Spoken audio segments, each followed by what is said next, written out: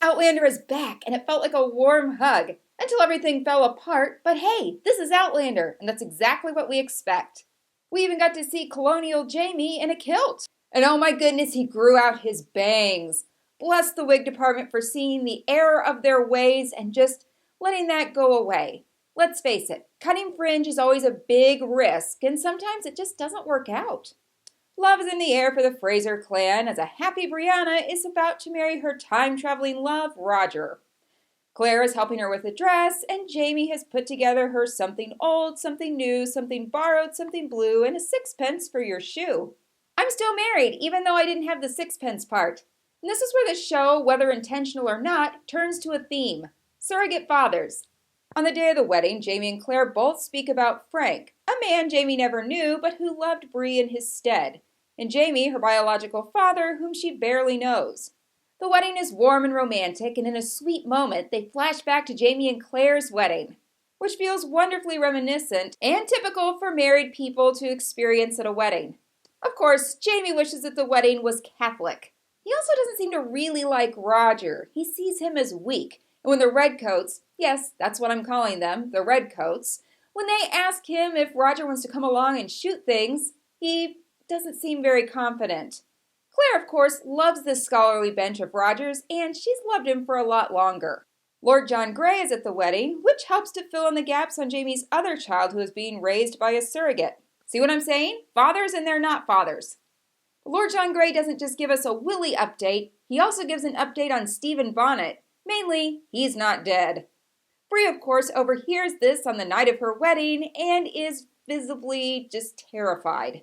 Marsley and Fergus seem very happy together, and during the wedding night sex scene, which I'll get to in a minute, Marsley just puts his hand on her stomach so that he knows that she's having a baby.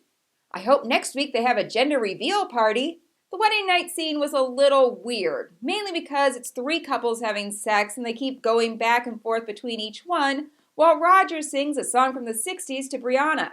Claire and Jamie are interrupted over and over again because, well, they're on grandparent duty. Bree doesn't say anything to Roger about Stephen Bonnet being alive, but she's obviously upset on her wedding night, even though they clearly get it on. Murtaugh and Jocasta are still hooking up, and they meet in a little shed. She may be blind, but she sees everything. She calls him on it, but things are about to change for those two. She has been asked to get married by someone else, and Murtaugh's about to have to flee for his life. And then we get to another separation. Jamie and Claire are just never going to always be together.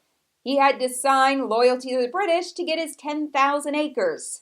Not good, especially when part of that deal involves them wanting him to kill his own surrogate father. And this is what he goes into clan mentality.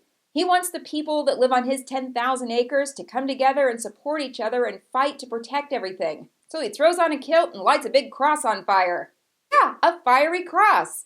Just like the name of the book and the title of this episode. While the cross is on fire, he has people come up and swear allegiance. He calls Fergus the son of his heart. Telling you, fathers. Jamie finds Murtaugh and releases him from his vow to him and his mother to stay. He doesn't want his father figure killed by people he is working with. And as he leaves, Jamie just weeps at his loss. In the meantime, Roger's decided to really claim Brianna's baby as his own by cutting himself and putting his own blood on the baby. He makes a blood vow and says that it's blood of his blood and bone of his bone. This episode is about love and the bonds of family, even if you're not related through blood, which is always good news should you find yourself an Outlander.